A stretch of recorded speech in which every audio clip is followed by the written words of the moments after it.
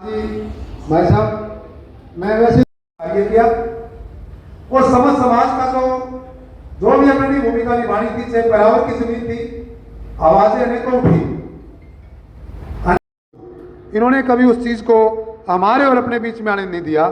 हम जब भी चंडीगढ़ जाते हैं, अगर व्यस्त हुए तो बात दूसरी है, नहीं तो इन्होंने तुरंत फोन उठाकर जवाब दिया, बुलाया और बड़े प्यार के साथ, बड़े सम्मान के साथ, बड़ी मेहनत के साथ, जो सोनीपत के अंदर, करकोटा के अंदर राजनीतिक रूप से सभी कहते हैं कि मैंने ये किया, मैंने वो किया। हाँ, प्रभाव सभी जैसे भी है। एक युवा महंगी दोस्त भी है, तो समझ समिति आप जैसे आगे चल के करो ना, आप आगे हो। ये एक प्रतीक चिन्ह सम्मान के रूप में आपको दे रहे हैं, आपको सम्मानित किया जा रहा है। अपना विश्वास और भरोसा बढ़ाना ब्रह्म समाज आपको दे रहा है। सुनील जी, आप इसको कायम रखिए और हम पर इसी प्रकार से सरकार की आशीर्वाद बना रहे और जो भी हमारे कार्य है उसको आगे बढ़ाते रहिए। बहुत बहुत आभार, धन्यवाद, जय हिंद, जय भारत। बहुत बढ़िया बलराम जी, अभी आपके सामने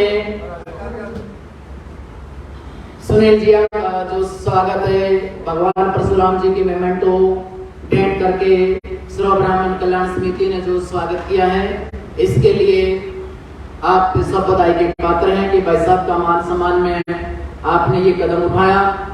अब मैं आग्रह करूंगा श्री श्यामलाल प्रधान जी से कि वो आए और श्री सुनील जी के सम्मान में दो शब्द बोलो।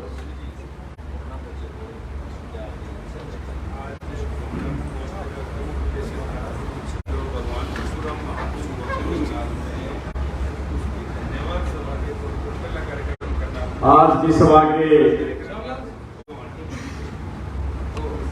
क्या जो है मांगे सरकार से थी या क्या पूरी हो चुकी? जो जैसे बलराम जी ने बताया, भगवान परशुराम महाकुंभ की लगभग 95% मांगे माननीय मुख्यमंत्री मनोहर लाल जी ने कंप्लीट कर दी है, पूरी कर दी हैं। जिसमें प्रमुख मांग थी, कैथल में मेडिकल कॉलेज का नाम भगवान परशुराम जी के नाम से किया, भगवान परशुराम के नाम से डाक टिकट जारी करी, दौड़ की जो निजी जमीन थी उसका फैसला कर दिया।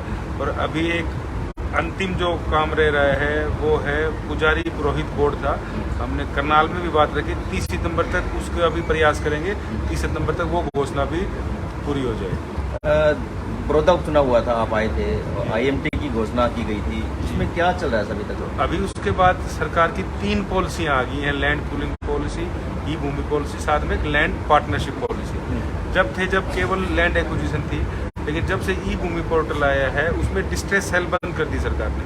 माननीय मुख्यमंत्री जी चाहते हैं किसी भी किसान की जमीन जबरदस्ती या एक्वायर करके सेक्शन लगा के अब नहीं होगी। तो 2016 में जो ई भूमि का पोर्टल लॉन्च किया था उसको विस्तार करते हुए 2022 में किसान के लिए अब जमीन देने के 3 ऑप्शन हो गए। या तो आप उसको ई भूमि पर मार्केट प्राइस पर दे दो, या आप उसमें लैंड पूलिंग में अपने हिस्से का प्लॉट ले लो, या आप सरकार के किसी भी विभाग को जिसकी जमीन की आवश्यकता है उसके साथ पार्टनरशिप कर लो, प्रोजेक्ट में पार्टनर बन जाओ। तो अब 3 ऑप्शन दिए हैं। अब देखते हैं, कई जगह पद्मा स्कीम में भी फ्लोट करेंगे, तो उस संदर्भ में भी अब चीजें दोबारा बदलेंगे।